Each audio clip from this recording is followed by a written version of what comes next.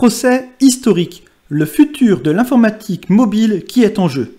Ouvert le 3 mai 2021 à San Francisco, ce procès, il oppose Apple à la Coalition for an App Fairness menée par Epic Games, l'éditeur de Fortnite. Les origines du conflit, les raisons du procès, les enjeux, les conséquences éventuelles et des illustrations du problème avec Virtual Regatta, vous saurez tout dans cette vidéo.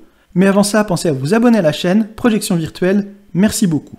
Où a débuté ce conflit? Eh bien, il a débuté le 13 août 2020. Epic Games a annoncé la création du Fortnite Mega Drop. C'était quoi? Eh bien, c'était une promotion permanente de moins 20% sur tous les achats réalisés sur le jeu. Ça n'a pas plu à Apple, puisque c'était un moyen pour les utilisateurs et donc pour Epic Games sur Fortnite, eh bien, d'avoir des achats qui se faisaient en dehors de la zone de transaction Apple. Et pourquoi ça a déplu à Apple? Eh bien, parce qu'Apple récupère 30% de commission sur chacune des transactions. Donc vous imaginez, Apple n'est pas resté sans rien faire, et la sanction, elle ne s'est pas fait attendre. Le soir même, Fortnite était exclu du catalogue de l'Apple Store pour non-respect des conditions de présence sur l'Apple Store. Donc vous le voyez, gros coup de pression des deux côtés, Epic Games qui avance ses billes, Apple qui brandit directement la sanction directement. On aurait pu imaginer une résolution à l'amiable, mais aucun n'a voulu céder. Et derrière Epic Games, eh bien maintenant, ils ne sont plus seuls. Vous avez d'autres groupes, vous avez par exemple Deezer, vous avez par exemple Spotify, ils sont très nombreux à les avoir rejoints. Ils ont porté l'affaire en justice, c'est la Coalition for an App Fairness, qu'on pourrait traduire par Coalition pour l'équité sur l'Apple Store. Et que demandent-ils? Eh bien, ils demandent tout simplement d'arrêter de payer 30% sur chacune des transactions. Vous imaginez, c'est énorme. Cette taxe de 30%, après j'appelle ça une taxe, c'est pas vraiment une taxe, mais c'est le nom qui lui est donné, eh bien elle est vraiment conséquente. Et Epic Games, malgré la promotion de 20% sur la Fortnite Mega Drop, eh bien il gagnait plus que s'il y avait des achats qui étaient faits directement sur l'Apple Store. 30%, c'est énorme. Pour voir concrètement ce que ça représente, eh bien je vais prendre un exemple sur Virtual Regatta. Virtual Regatta, c'est un jeu de simulation de voile en ligne. Vous pouvez par exemple faire des régates virtuelles en offshore. Et dans ces jeux, eh bien, vous pouvez acheter également des full packs pour avoir plus d'options. Je vais prendre pour exemple un full pack vendu à 14,99 €. Donc sur les 14,99 €, la totalité ne va pas dans les poches de l'éditeur du jeu, du développeur, du possesseur de l'application. Vous avez déjà 20% qui partent dans les caisses de l'État, c'est la TVA. Il reste donc 11,99 €. Eh bien, si l'achat est fait directement sur le jeu, les 11,99 €, ils vont dans les poches du développeur du jeu. Si vous passez par l'Apple Store, eh bien, il y a 30% qui partent pour Apple. Cela correspond dans mon exemple à 3,60 €. Il reste donc 8,39 € à Virtual Regatta, alors que vous, de votre côté, vous avez dépensé 14,99 €. Donc si vous comptez rapidement, vous vous rendez compte que lorsque vous payez, il n'y a que 55% de la somme qui part pour le produit que vous souhaitez. C'est quand même impressionnant. Bon, après, ça ne concerne pas uniquement Apple. Si vous faites vos achats, par exemple, sur le store de Google, c'est la même chose. Il y a la même taxe de 30%. Donc, vous comprenez, les enjeux, ils sont colossaux. Il y a des sommes considérables en jeu. C'est la raison pour laquelle Epic Games a lancé des actions en justice en Europe, mais pas seulement. Il y a également des procès qui sont lancés en Australie, aux USA. Ils sont soutenus par de nombreux groupes, vous l'imaginez bien, également touchés par cette commission, cette taxe, entre guillemets, Spotify, Deezer, et tout le monde a hâte de voir ce que cela va donner. Donc vous le comprenez, le tableau est posé. D'un côté, Apple qui veut continuer de récupérer ses 30% sur chacun des achats faits sur la plateforme. D'un autre côté, des éditeurs de jeux qui veulent gagner plus d'argent. Ne vous y trompez pas, si jamais Apple diminuait le montant de sa taxe, eh bien ce n'est pas vous, consommateurs, qui payerez moins cher vos applications, ou peut-être à la marge, mais c'est simplement l'éditeur du jeu qui récupérerait un peu plus d'argent.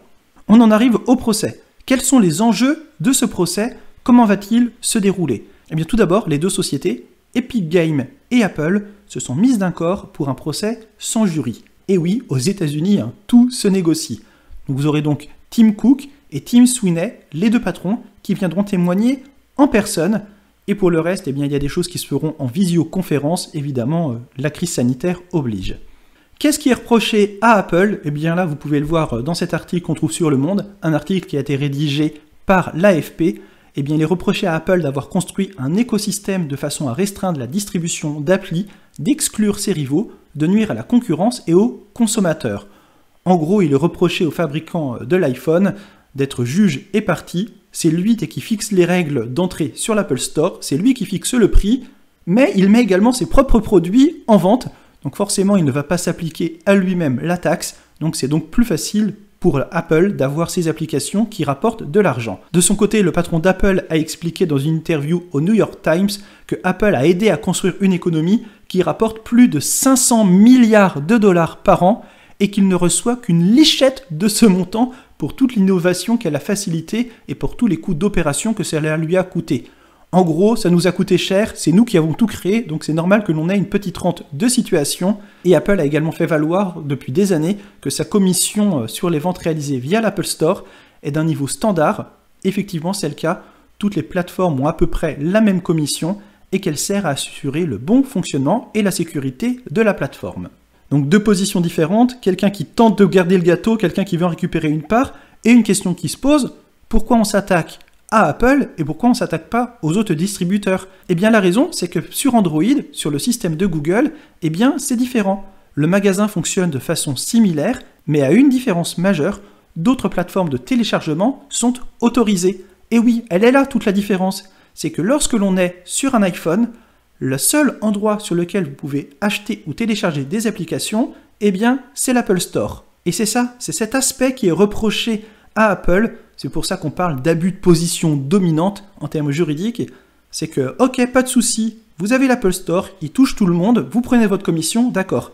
Mais au moins, autoriser la mise en place d'autres plateformes de téléchargement, elles pourront appliquer un tarif identique au vôtre, un tarif différent, mais au moins la concurrence pourrait s'exprimer. Là, ce n'est pas le cas. Devant cet argument de monopole, Apple a une réponse toute faite. Sur 10 smartphones qui se vendent, 8 ne sont pas chez Apple, donc il n'y a pas de monopole. Autre réponse qui est apportée, pour jouer par exemple à Fortnite, vous pouvez jouer sur Xbox, vous pouvez jouer autrement, vous n'êtes pas obligé de passer par Apple. Après, c'est au consommateur de décider la plateforme qu'il souhaite utiliser. Un argument un peu facile. Sans préjuger du jugement qui sera rendu, on a déjà pu constater des évolutions dans les pratiques. Alors est-ce que c'est lié à cette affaire ou pas? Je pense que oui, mais Apple a décidé en novembre 2020 de baisser la commission de 30 à 15%, mais pas pour tout le monde, uniquement pour les développeurs qui ont réalisé moins de 1 million de dollars de chiffre d'affaires sur un an. Bon, après 1 million de chiffre d'affaires, c'est pas mal. C'est en gros un geste qui est fait par Apple auprès des petits pour leur montrer qu'ils ne sont pas là pour se gaver sur le dos des petits développeurs. Cette décision d'Apple, elle a déjà fait des émules. Par exemple, Google a décidé qu'à partir du 1er juillet 2021, il y aura eu quasiment un an d'écart entre les deux décisions, mais à partir du 1er juillet 2021, dans quelques mois, eh bien les commissions, là aussi, se limiteront à 15% contre 30%, là encore sur le premier million de dollars du chiffre d'affaires annuel des développeurs. Une première petite avancée, mais l'enjeu n'est pas là, l'enjeu il concerne le monopole, l'abus de position dominante. En effet, ce qui est attendu de ce procès, et ce sont des choses qui vont être clés pour les années à venir, je le disais en préambule, mais on parle quelque part du futur de l'informatique mobile, eh bien à partir de quand se joue un monopole? Quand est-on en abus de position dominante? Dans quel cas peut-on parler de concurrence déloyale? En gros, la justice américaine va être la première à trancher et à dire si le modèle économique de l'Apple Store, le modèle économique d'Apple, est légal ou non.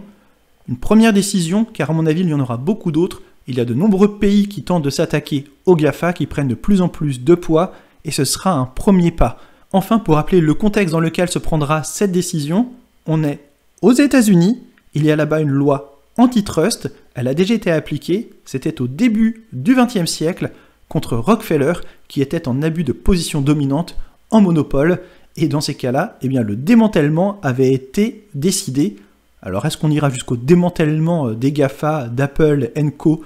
Je n'y crois pas, mais je suis curieux de voir la décision qui sera prise. Pour le savoir, il nous reste 3 semaines à attendre, 3 semaines de procès avant la première décision. On aura l'occasion d'en reparler. On termine ici la vidéo, j'espère qu'elle vous aura intéressé. N'hésitez pas à me donner votre avis dans la section commentaires, ce sera très intéressant de vous lire et vous pouvez également vous répondre les uns les autres. Vous pouvez laisser un like sous la vidéo, ça fait toujours plaisir. Moi je vous dis au revoir et à bientôt.